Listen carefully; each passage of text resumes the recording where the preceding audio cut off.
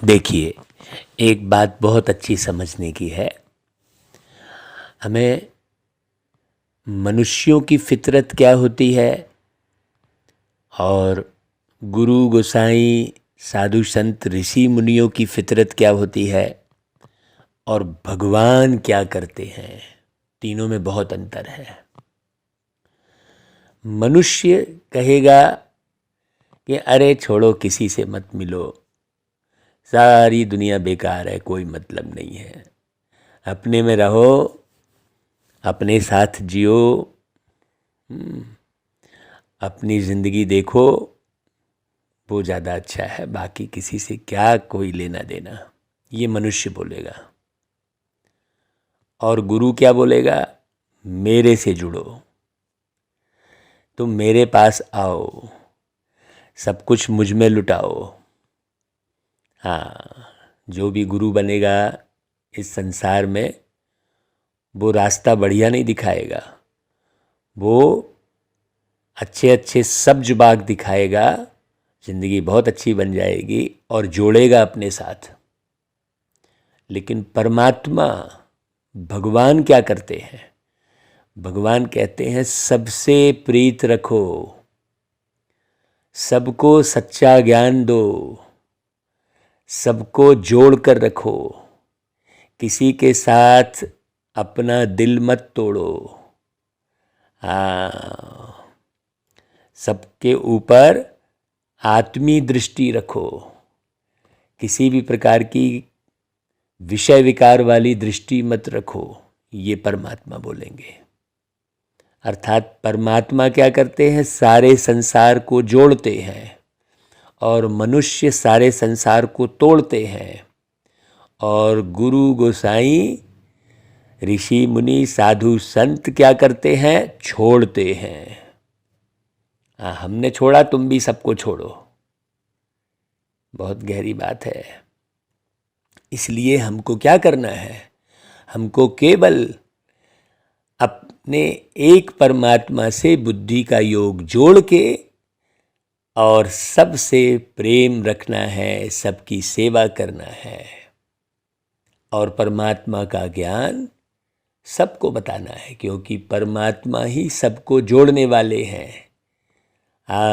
पवित्रता के माध्यम से जो है प्रत्येक व्यक्ति आपस में गहरे से प्रीत रखने लगता है, जुड़ता है, और विषय वासना सबको तोड़ती है। इसलिए परमात्मा के सामने, भगवान के सामने आप जाकर कहते भी हो विषय विकार मिटाओ, क्योंकि एक परमात्मा ही हमें विषय विकारों से छुड़ा सकते हैं। बाकी इस संसार में किसी की कोई ताकत नहीं है जो आपको विषय विकारों से छुड़ा सके, पावन बना सके। तो ऐसे परमात्मा से, ऐसे परवरदिगार से हमें संबंध बनाना चाहिए। जैसे हम दुनिया में रिश्ते बनाते हैं, आत्माओं से रिश्ते बनाते हैं, किसी को काका, किसी को मामा, किसी को कुछ कहते हैं ना भाई, टेम्परेरी रिश्ता होता है। ये मालूम है कि एक दिन ये चले जाने वाले हैं, फिर दूसरी जगह जन्म ले लेने वाले हैं, ये पक्के से पता है। लेकिन फिर भी हम बुद्धि का योग उनसे जोड़ते हैं और परमात्मा से कोई संबंध नहीं बनाते। परमात्मा को अपने घर से दूर रखते हैं, दूर मंदिर बनाएंगे, और घर में भी बनाएंगे तो एक छोटा सा कोना जो है बना लेंगे और बस वहाँ बस स्वार्थ बस अगरबत्ती जला लेंगे और बस सारा समय मैं मेरा तू तेरा में लगे रहेंगे। परमात्मा से दिल का संबंध बनाना है, रिश्ता बनाना है। जैसे रिश्ते आप दुनिया में बनाते हो, वैसे दुनिया के मालिक से रिश्ता बनाना है, जैसे हमने बनाया है। हम अब परमात्मा, प्रभु, भगवान नहीं कहेंगे, हम क्या कहते हैं उन्हें? हम बाबा कहते हैं। तो फिर बाबा हमसे क्या कहते हैं? बाबा कहते हैं मीठे बच्चे, तुम प्यार से कहते हो मीठे बाबा, तो मुख में रस आ जाता है। और यही मुख का ओरिजिनल रस जो है, ये पूरे शरीर को स्वस्थ करता है। हाँ, बाकी दुनिया में तो लोग मुख के रस का ध्यान करो कहते हैं, और बाबा क्या कहते हैं कि तुम प्यार से मुझे बाबा कहते हो तो मुख में रस आ जाता है। ईश्वर व प्रभु कहने से वह रस नहीं आएगा, क्योंकि संबंध नहीं जुटता। भाई, कौन सा धंधा सर्वशक्तिवान बाप का है, मनुष्यों का नहीं।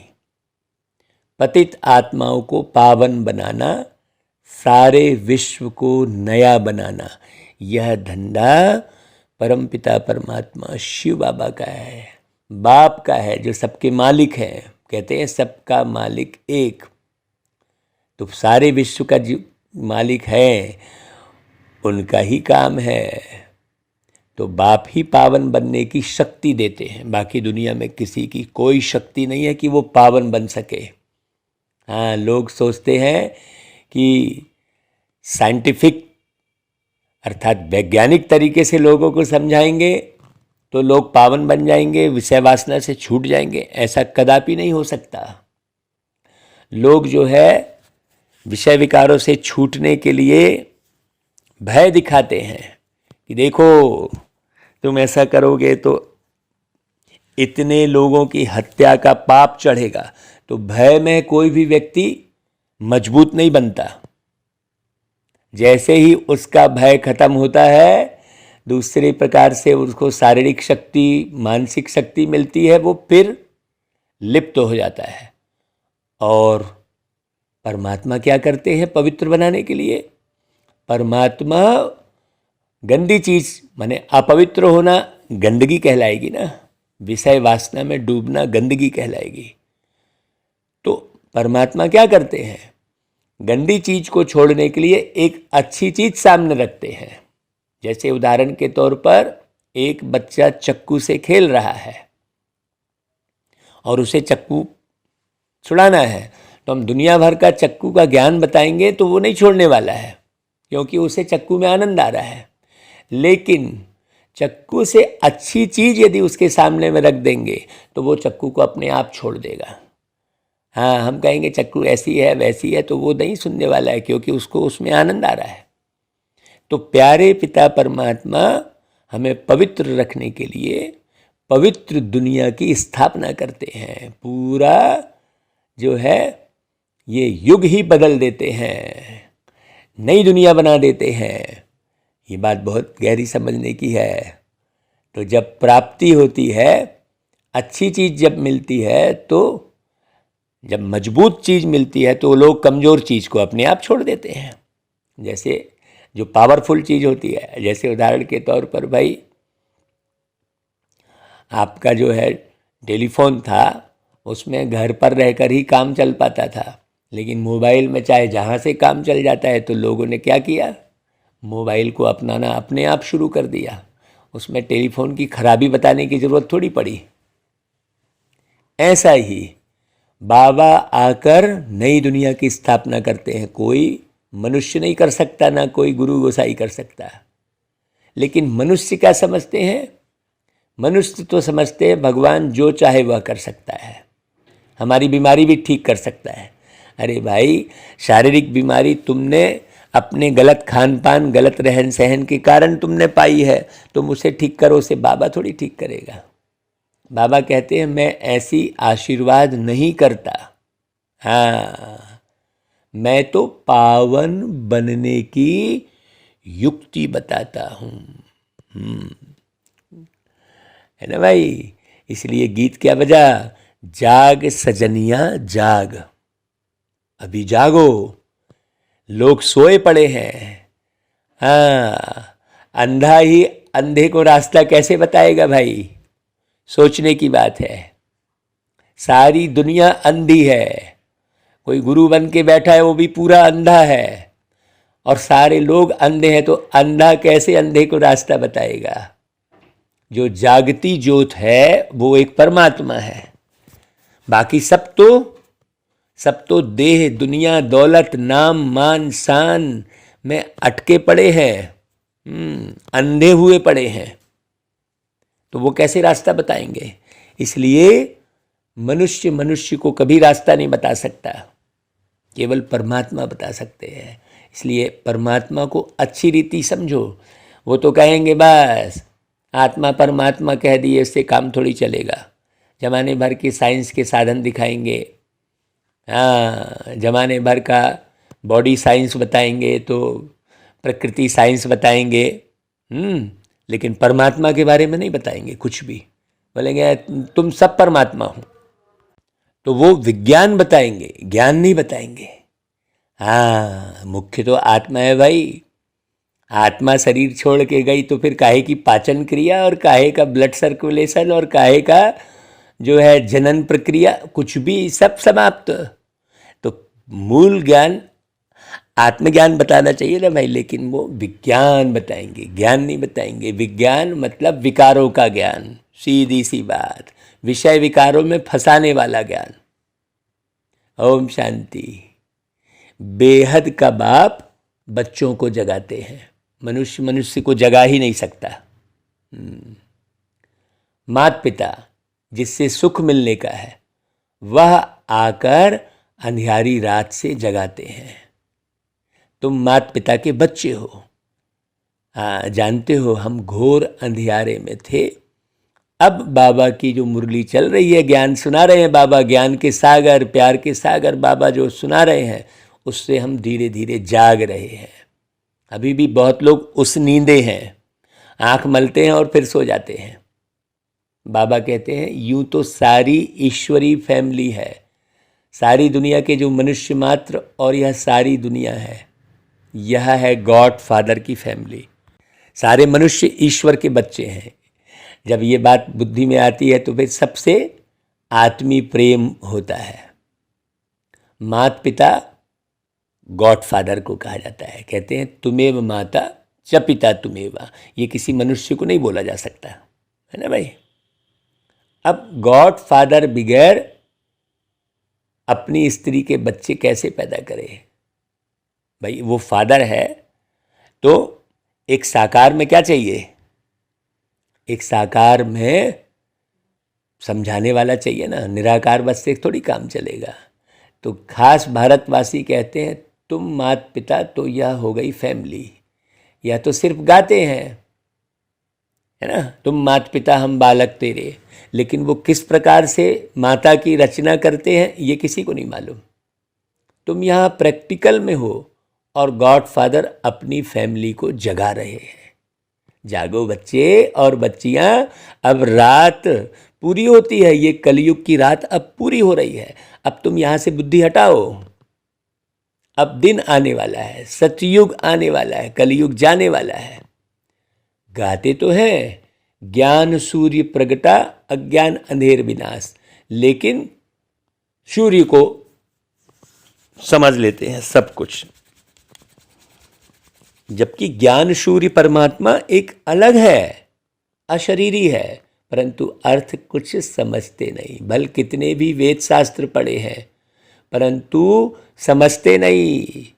जो समझते हैं वह अच्छी कमाई करते हैं, जो बेसमझ होते हैं वह देवाला मारते रहते हैं, इधर उधर बुद्धि को भटकाते रहेंगे। ये अच्छा है, वो खराब है, ये ठीक है। अरे भाई, केवल एक बाबा ही सब कुछ है, उसके अलावा सब बेकार है इस दुनिया का। आपको हम बता दें, टेम्परेरी काम चलाऊ है, काम चलाऊ है, बस शरीर को चलाना है। उस आधार पर आप खान पान को शुद्ध कर लो और बुद्धि को बाबा में लगा कर रखो। हाँ, बहुत अच्छे से समझना। जो बेसमझ होते हैं वो यहाँ भी देवाला मारते हैं। वह कहते हैं बच्चे, बाबा कहते हैं बच्चे, माया ने तुमको कितना बेसमझ बना दिया है। हाँ, नहीं तो खाने पीने के लोभ में चले गए, हाँ, नहीं तो दैहिक दृष्टि में चले गए। कोई जो है, हाँ, अलग अलग है, कोई धन दौलत के लोभ में चले गए, कोई नाम मान शान के लोभ में चले गए। कहेंगे अरे यार वहाँ चलो, बढ़िया खूब नाम होगा। वैसे कई फ़ोन आते हैं, कहेंगे भाई हम आपको अवार्ड देंगे, ऐसा है, फलाने हीरो के द्वारा आपको सम्मानित किया जाएगा, इसमें 2 लाख लगेगा। हमने कहा भाई हमको कोई नाम मान शान नहीं चाहिए, हमको प्यारा बाबा मिल चुका है। हम कहीं उलझते फंसते नहीं हैं। जिसको बाबा मिल गया है वो किसी की निंदाचारी में, किसके जो है चरित्र का वर्णन ऐसे करते नहीं बैठा रहेगा। वो केवल बाबा की बातें करेगा और बाबा से बुद्धि का योग जोड़ेगा, और उसमें ही फायदा है, बाकी सब बेकार है। तो एक तरफ कहते हो ओ गॉड फादर, और दूसरी तरफ कह देते परमात्मा सर्वव्यापी, सब में है। हाँ, कहेंगे ये सूर्य ही तो चला रहा है सारी दुनिया को, फिर कहेंगे चंद्रमा चला रहा है, फिर कहेंगे हवा चला रही है मैंने कोई और छोरी नहीं है, फिर कहेंगे जल चला रहा है। हाँ, और फिर कहेंगे सब में भगवान है। एक तरफ कहते हो सभी मनुष्य मात्र भाई भाई हैं, हिंदू मुस्लिम सिख ईसाई हैं, आपस में है भाई भाई, फिर दूसरी तरफ कह देते हैं सब में परमात्मा है। भाई हम एक बाप के बच्चे हैं, तो वो बाप भी तो समझ में आना चाहिए। हाँ, फिर कह देते जिधर देखता हूँ तू ही तू है, अर्थात वी आर ऑल फादर्स। और आजकल तो पिता के भी कहने लग गए, माने गिरने की अवस्था और गिरते चले गए, समझ लो। अब बाप कहते बच्चे तुम जानते हो हम आते ही हैं परम धाम से। सभी धर्म वाले किसी न किसी भाषा में कहते हैं ओ गॉड फादर, कोई अल्लाह कह देता है। भाई कह रहे हैं ना, तो जरूर परमात्मा कोई एक अलग है ना। सारी आत्माएं, कोई माइक लगा के पुकार रहा है, कोई मंदिर में जाके भजन गा के पुकार रहा है, तो कोई कैंडल जला के पुकार रहा है, तो कोई ध्यान करके उसका ध्यान कर रहा है, तो कोई ना कोई तो परमात्मा है ना भाई, जो धरती पे आके बहुत बड़ा बेहद का सुख देते हैं, तो उसको भी तो समझो। नहीं, वो सब में परमात्मा कह के सारा खेल ही बिगाड़ देते हैं। तो भाई जिसको तुम याद करते हो उनके ऑक्यूपेशन को भी तो जानना चाहिए ना भाई, वो कब आते हैं, कैसे आते हैं, क्या करते हैं, किस प्रकार से वर्षा देते हैं, उनने इतनी बड़ी सृष्टि कैसे रची। भाई ज्ञान तो सारा बाप में ही होगा ना, परमात्मा ही ज्ञान के सागर है। तभी तो जाकर आप मंदिर में कहते हो कि हे प्रभु आनंद दाता, माने आनंद देने वाले एक परमात्मा है। अब आप कहोगे नहीं वस्तु व्यक्ति वैभव सब में आनंद है, आनंद ही आनंद है, ऐसा थोड़ी है, हैं? तुमको वही वस्तु दुख देने लगती है बाद में, थोड़े दिन बाद वही व्यक्ति तुम्हें कष्ट देने लगता है, ऐसा थोड़ी है। आनंद केवल एक परमात्मा के पास है, इसलिए आप बोलते हो हे प्रभु आनंद दाता। हाँ, फिर क्या कहते हो ज्ञान हमको दीजिए, मतलब ज्ञान के सागर भी एक परमात्मा है, तो उनको ही ज्ञान के सागर नॉलेजफुल कहा जाता है। कहते भी हैं वह सत्य है, कहते हैं सत्यम शिवम सुंदरम, सच बोलने वाले और सदैव अमर हैं, इसलिए अमरनाथ कहते हैं। तो ये सब जब कहा जा रहा है, सारी दुनिया ढूंढ रही है, तो भाई जरूर कोई ना कोई एक परमात्मा है ना। अमर कथा सुनाते हैं, अभी तुम जानते हो अमरनाथ शिव बाबा हमको अमर कथा सुनाकर अमर लोक का मालिक बना रहे हैं। जो रोज पढ़ाई पढ़ रहे हैं, समझ रहे हैं, वो कहीं नहीं भटकने वाले हैं, और जो अच्छे से बाबा को नहीं समझते हैं उनकी बुद्धि बार बार दुनिया की तरफ भागती है। जो भी पढ़ने वाले बच्चे और बच्चियां होंगे, किसके बच्चे? माता पिता के। माता पिता कौन? एक शिव बाबा। तुम सब पार्वतियां हो, तुमको अमर कथा सुना रहे हैं। आज से 5000 वर्ष पहले पैराडाइज था, ये समझो अच्छे से। सृष्टि का यह नाटक फिरता रहता है, ये ज्ञान किसी ने नहीं बताया कि इस तरीके से फिरता है। हम तो अंधेरे में घूम रहे थे, अभी पूरा रास्ता क्लियर हो गया, बुद्धि का रास्ता। और वास्तव में बुद्धि का रास्ता क्लियर होना चाहिए। यदि बुद्धि का रास्ता क्लियर है तो कहीं जंगल में भी तुम उलझोगे, फंसोगे नहीं। हाँ, सतयुग त्रेता नए घर से पुराना होता है। स्वास्तिका के भी 4 भाग बनाए हैं ना भाई। अब तुम्हारी चढ़ती कला है। अब कलयुग किधर है? ऊपर। आखिरी खंड क्या है? ऊपर की ओर गेट खुला है, देखो आप अच्छे से स्वास्तिका को। तो गाते हैं चढ़ती कला तेरे भाने सबका भला। सभी मनुष्य मात्र तमो प्रधान, दुख से छूट सतो प्रधान बन जाते हैं। सृष्टि ही सतो प्रधान बन जाती है। परमपिता परमात्मा व सिर्फ ईश्वर कहने से फिर बाबा का रस नहीं मिलता। बाबा कहने से वर्षे की खुशबू तब आती है जब अपने को बच्चा समझते हैं। हाँ, हम बाबा के बच्चे हैं। यूँ तो सभी आत्माएं बच्चे हैं, परंतु अभी बाप ने यह रचना रची है। कहते हैं पतित पावन सीताराम। सतयुग में लक्ष्मी नारायण नहीं कहेंगे कि पतित पावन आओ, क्योंकि वह पावन ही है भाई, है।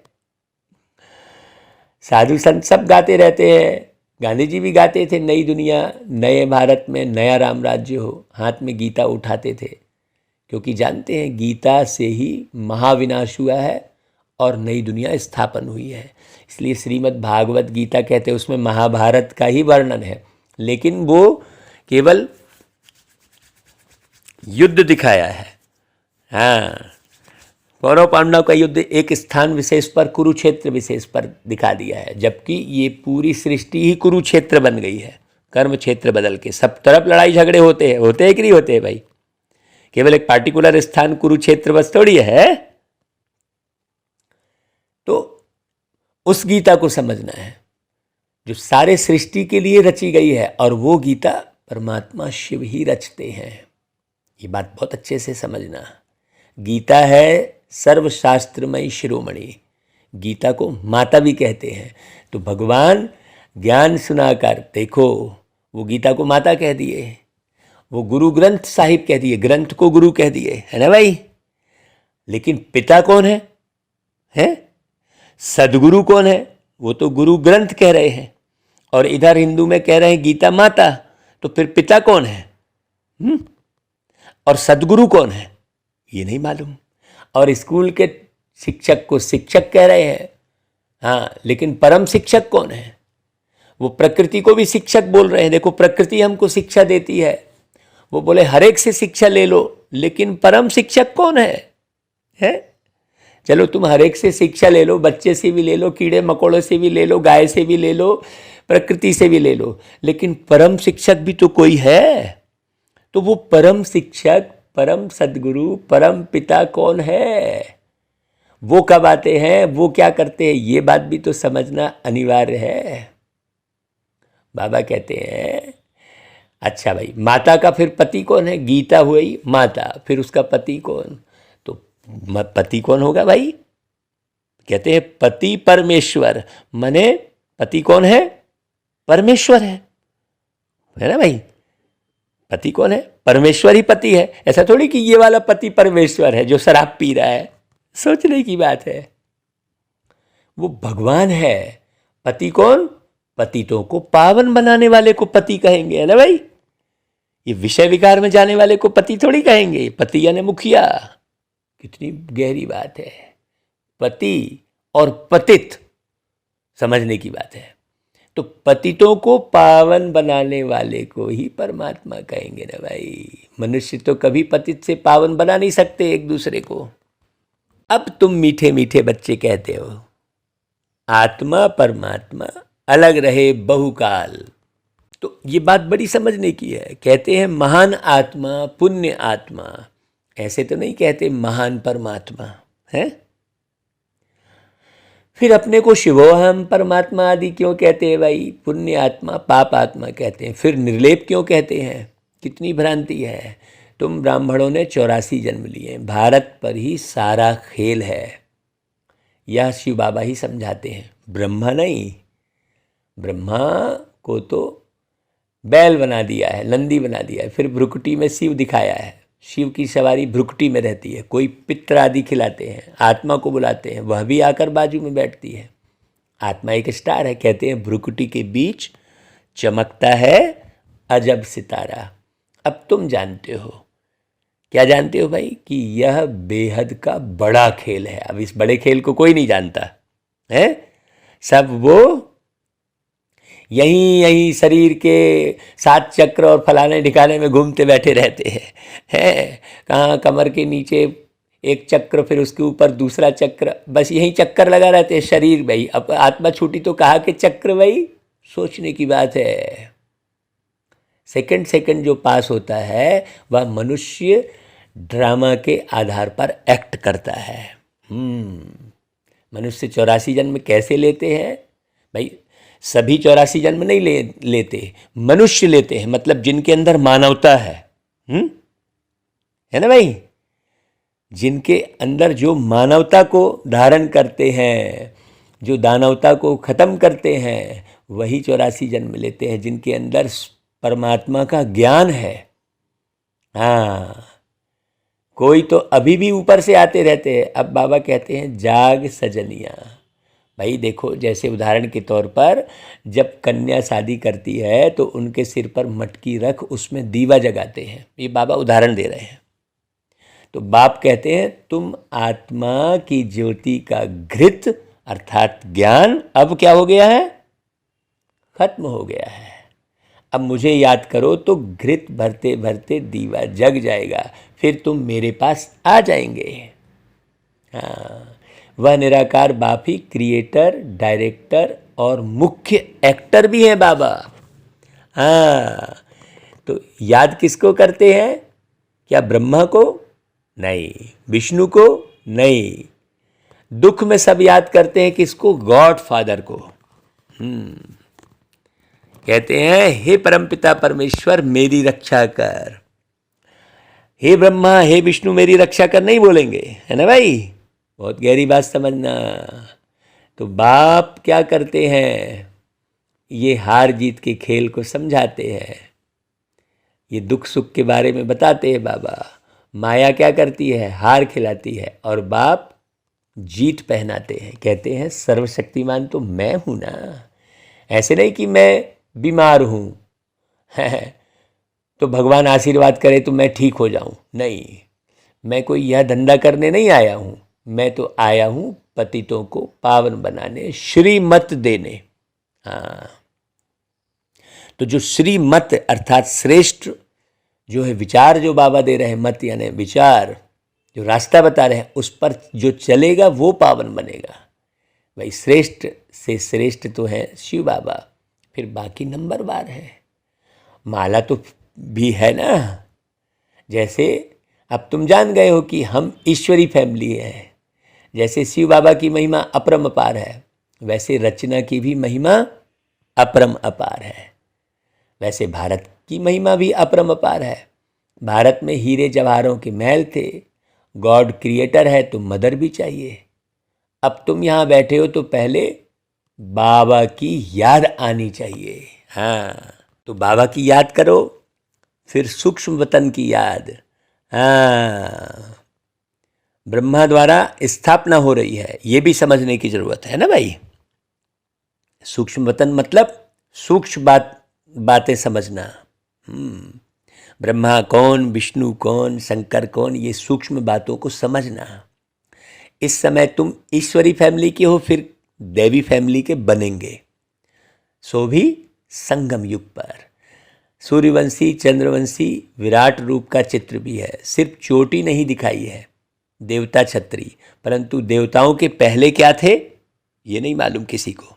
लक्ष्मी नारायण कौन थे, है ना भाई? लक्ष्मी नारायण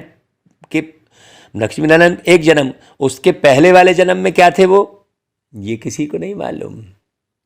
अब आप खुद को ही कीट पतंगा और 84 लाख योनि में भटकता दिखाते हैं तो वो समझेंगे कहाँ से? सोचने की बात है, बहुत गहरी बात समझने की है। तो जैसे शिव बाबा की महिमा अपरंपार है, वैसे रचना की महिमा भी अपरंपार है, वैसे भारत की महिमा भी अपरंपार है। हाँ, भारत में हीरे जवाहरों के महल थे। भाई भारत को माता क्यों कहते हैं? क्योंकि भारत में ही वो माता पिता अवतरित होते हैं। भाई कोई झाड़ पेड़ और स्थान को थोड़ी माता बोल रहे हैं, सोचने की बात है। गॉड क्रिएटर है तो मदर भी चाहिए। जब तुम यहाँ बैठे हो तो पहले बाप की याद आनी चाहिए। बहुत गहरी बात समझना। अब बेहद के बाप कहते हैं, क्या कहते हैं? मन मना भव। हाँ, मेरे साथ बुद्धि का योग लगाओ और बेहद का वर्षा ले लो। जन्म जन्मांतर लिया है, सतयुग त्रेता तक 21 जन्म बेहद का वर्षा लिया था। अब तो कुछ नहीं है, अब तो कंगाल हो। 100 रुपया के लिए तरसते हैं लोग, हैं? फिर बाप से लेना है। वह तो कहते हैं परमात्मा नाम रूप से न्यारा है, वह कैसे यहाँ आएगा? अरे गीता में है श्रीमद् भगवत गीता भगवान उवाच। अब कृष्ण को भगवान तो नहीं मानेंगे ना, यह सब ड्रामा में नून है। भगवान है निराकार ज्ञान के सागर, वो साकार में आके ज्ञान देते हैं, अवतरित होते हैं, ऐसे जन्म थोड़ी लेते हैं। फिर पीछे जो राज्य करते हैं उनकी महिमा अलग है, सर्वगुण संपन्न 16 कला संपूर्ण, है ना भाई। इस समय है सब हिंसक काम कटारी चलाने वाले। लक्ष्मी नारायण के लिए ऐसे नहीं कहेंगे, वह तो संपूर्ण श्रेष्ठाचारी थे। आज मान लो किसी ने अपनी दृष्टि वृत्ति बदल भी ली है, लेकिन कामी दृष्टि से होते हुए ही तो आया है? विषय वासना में पड़ के सोचने की बात है, तो वो पूजनीय हो ही नहीं सकता इस शरीर में। उस शरीर में बैठ के उस आत्मा ने विषय वासना के चक्कर में और सब कुछ झूठ बोला, सब कुछ किया, वो कैसे गुरु हो सकता है भाई? गुरु तो वो होगा जिसने जन्म नहीं लिया, जो विषय विकार में कभी नहीं गया, जो झूठ कभी नहीं बोला, जो स्वार्थ में कभी नहीं पड़ा, वो ही गुरु हो सकता है ना भाई। तो बहुत समझने की बात है। तो नारायण तो संपूर्ण श्रेष्ठाचारी थे, माने उनके श्रेष्ठ आचरण थे। तो बाप की महिमा अलग है, हर एक मनुष्य मात्र का अलग अलग पार्ट है। कितनी छोटी आत्मा, उनमें सारा पार्ट भरा हुआ है। यहाँ किसी भी आत्मा की महिमा नहीं की जा सकती। बाबा कहते देखो भाई, हूँ मैं भी आत्मा, परंतु मुझे सुप्रीम कहते हैं। भक्ति मार्ग में बड़ा बड़ा जो है बड़ी बड़ी पिंडी बना देते हैं, वह भी रांग है। आत्मा तो सबकी एक जैसी स्टार है ना भाई, है। ज्ञान सूर्य, ज्ञान चंद्रमा, ज्ञान सितारे भी हैं। ड्रामा में इतने पार्टधारी हैं, हर एक का अपना अपना पार्ट है। हाँ, ज्ञान चंद्रमा, ज्ञान, अब वो ये सूरज चांद सितारों की दुनिया के बारे में जिक्र करते रहते हैं। अरे भाई, सारा खेल जो है उल्टा सुल्टा कर दिए हैं। इसको कहा जाता है कुदरती नाटक। बाकी वह नाटक तो कॉमन है। 4 घंटे की रील होगी, इसकी रील तो 5000 वर्ष की है। वो लोग फिर कहेंगे कलयुग की आयु 4,32,000 वर्ष है। कितने गपोड़े हैं। मौत सामने खड़ा है, फिर भी आयु इतनी बड़ी है कहेंगे, तो भी घोर अंधियारे में पड़े हैं ना भाई। बाप कहते अब जागो, तुम भगत भगवान को याद करते आए हो। अब खुद वो बाप कहते हैं भक्ति मार्ग खत्म होता है, मैं आया हूँ ज्ञान से सोझरा करने, तो ज्ञान उठाओ। इस समय मनुष्यों में देखो क्रोध कितना है, लड़ाई ही सीखते रहते हैं। सब जगह लड़ाई सीखेंगे, कराटे सीख रहे हैं, ऐसा होगा तो ऐसा मारोगे, तो नान चाकू कई किस्म का है, तो बंदूक चलाना सीखते हैं। भाई काहे के लिए भाई? आत्मा का ज्ञान होवे तो ये सब लड़ाई सीखने की आवश्यकता है क्या? जब ये मालूम पड़ जाए कि नहीं यार कोई मरता ही नहीं है, तो कोई फिर बंदूक पिस्तौल बनाने की, गोला बारूद बनाने की जरूरत नहीं है। लेकिन एक आत्मज्ञान नहीं होने के कारण न जाने वो युद्ध की ट्रेनिंग दी जा रही है। सोचो, ये सब विषय विकारों के कारण हो रहा है। जब रावण राज्य शुरू होता है तब यह सब शुरू होता है। सतयुग में तो है ही राम राज्य। अब बाप कहते हैं मैं तुम बच्चों को राजाओं का राजा बनाता हूँ। तुम बच्चे माने कौन? आत्मा। फिर तुम जब गिरते हो तो पावन राजाएं फिर पतित बन जाते हैं। अभी तो वह भी नहीं है, अब तो कोई राजा है ही नहीं है। अब तो मंत्री ही मंत्री हैं सब जगह, है। राजा तो गया सब, राजा का तो नामो निशान नहीं है। बाप कहते हैं बच्चे तुम हमेशा समझो कि शिव बाबा इन द्वारा सुना रहे हैं। देखो सारी दुनिया में स्पष्ट मालूम पड़ रहा है कि राजा कोई है ही नहीं। फिर भी नहीं समझ रहे हैं। फिर भी नहीं समझ रहे हैं, फिर भी भगवान को जानने की कोशिश नहीं कर रहे हैं, क्योंकि उनको राजा बनना ही नहीं है। हाँ, बाबा कहते हैं जो तुम सुनोगे बाबा का ज्ञान, तो सुनकर ये महाराजा महारानी बने थे और फिर बनोगे, है ना भाई। पहले भी बने थे, वही अब पतित बने हैं जो महाराजा महारानी बने थे। यह है आसुरी सृष्टि और वह है ईश्वरी सृष्टि। दोनों सृष्टि में बहुत अंतर है। राम और रावण नाम तो मशहूर है ना भाई। रावण का अर्थ भी कोई समझते नहीं है। नर और नारी दोनों में 5 विकार हैं। अब 10 शीश दिखाते हैं, इसलिए इनको रावण राज्य कहा जाता है। दीपमाला में पूजा करते हैं, महालक्ष्मी को 4 भुजाएं देते हैं, 2 लक्ष्मी की 2 नारायण की, यह बात नहीं मालूम है। बाकी विष्णु कोई और चीज़ नहीं है। अब तुम राजाओं का राजा बनेंगे, डबल सिरताज। देखो कितना ज्ञान क्लियर किया बाबा ने, है एक एक पॉइंट क्लियर की बाबा ने। इस समय तुम स्वदर्शन चक्रधारी बनते हो, मतलब स्वयं को देखो, सुबह से लेकर शाम तक तुमने क्या कर्म किया।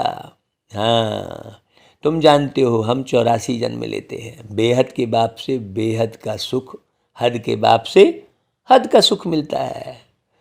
सतयुग है ब्रह्मा का दिन और कलयुग है ब्रह्मा की रात। प्रजापिता भी जरूर यहाँ ही होंगे ना भाई। शिव बाबा की संतान तो सब है, फिर ब्रह्मा द्वारा ब्राह्मण और ब्राह्मणियाँ रचते हैं, जिन्हें ब्रह्मा कुमार और ब्रह्मा कुमारी कहते हैं। अब बताओ, नहीं तो भाई इतने बच्चे कैसे अडाप्ट होंगे?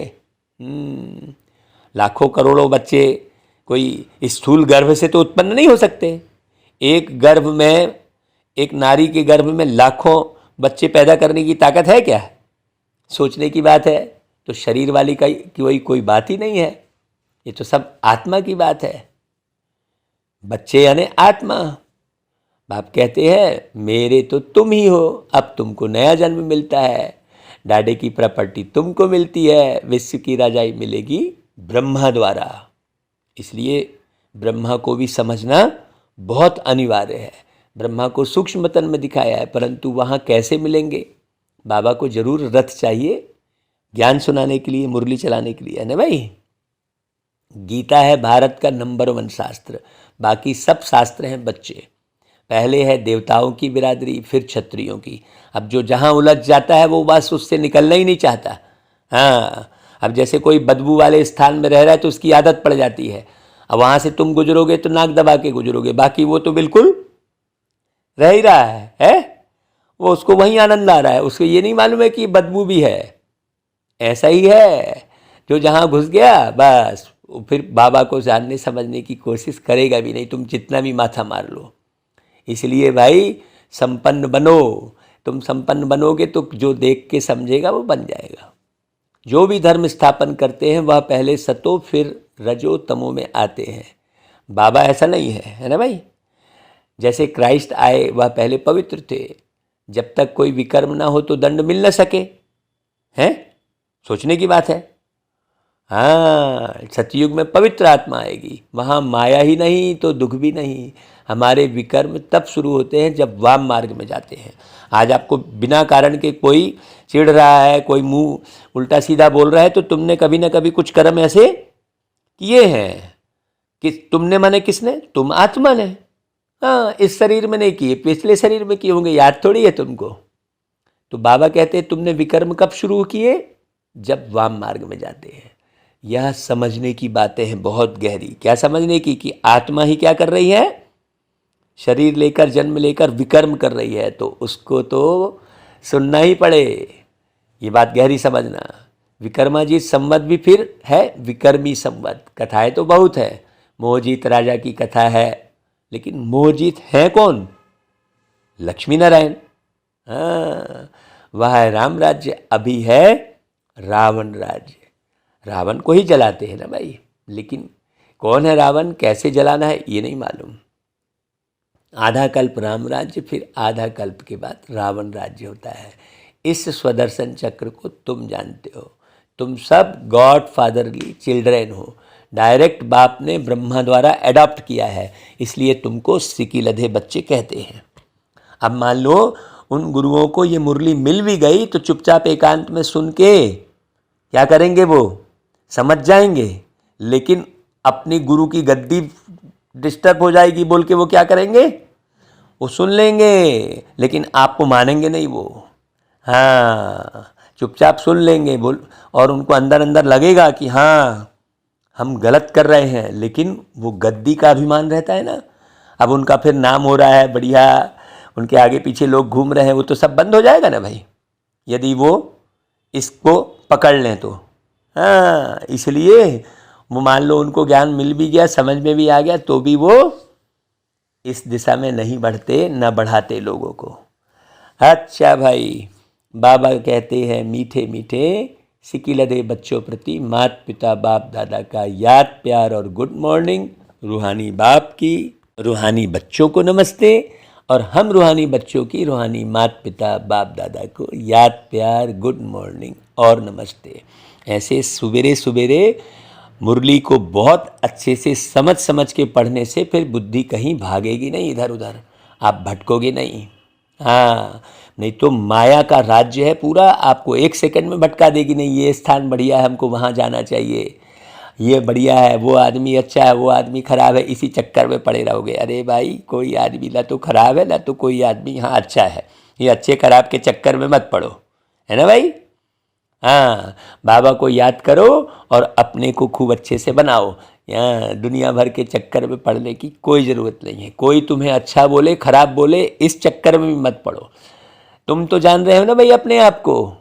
हाँ, इसलिए बाबा धारणा के लिए सार क्या बता रहे हैं कि आत्मा रूपी दीपक को सदा जागृत रखने के लिए याद का घृत डालते रहना है। ये कार्य करो, बाबा को याद करो। क्यों? क्योंकि बाबा की याद से ही आत्मा को सतो प्रधान बनाना है। बाबा की याद से ही आत्मा क्या बनेगी? सतो प्रधान बनेगी। क्योंकि एक सत्य केवल बाबा है, बाकी कोई आत्मा, सब आत्मा झूठी हो चुकी हैं।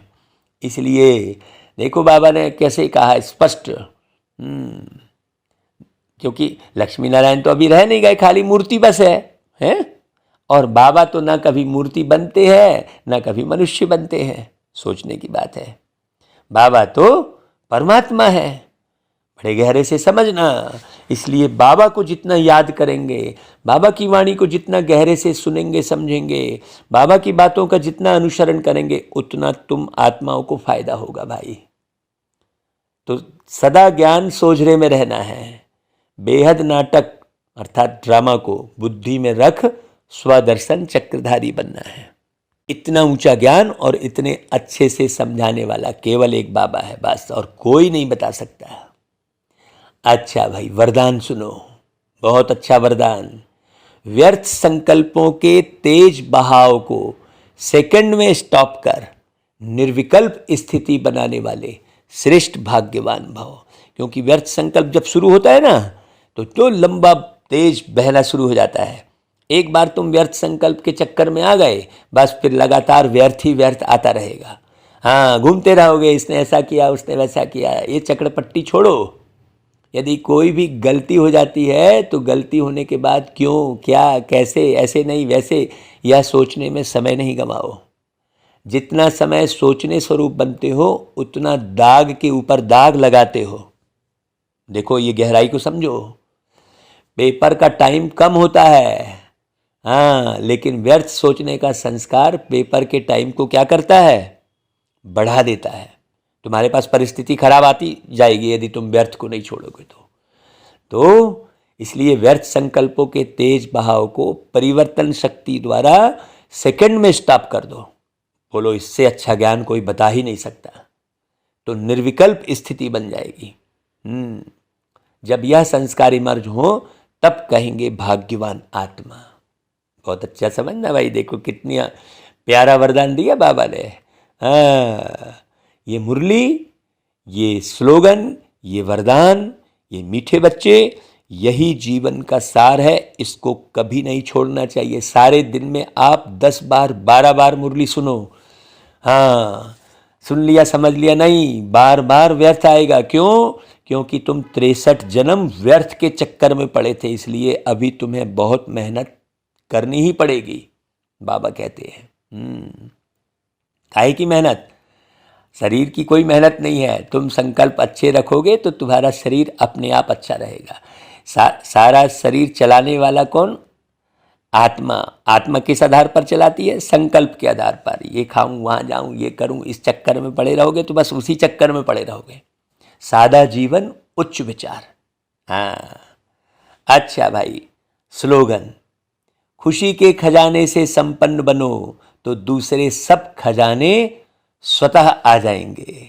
हाँ, जैसे कल गार्डन में गए थे सेवा करने, तो बोले हम तो खुश हैं। हमने कहा खुश हो तो फिर शरीर स्वस्थ रहेगा, फिर कोई हॉस्पिटल, कोई मेडिकल की आवश्यकता नहीं पड़ेगी। लेकिन रियल खुशी है ही नहीं, आर्टिफिशियल खुशी। वस्तु मिल गई तो खुशी हो गया, किसी ने सम्मान कर दिया तो खुशी हो गई।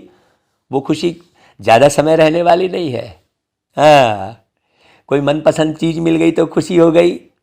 अरे भाई, बाबा को मिलने की खुशी, परमात्मा मिला हमको, वो खुशी अविनाशी होगी।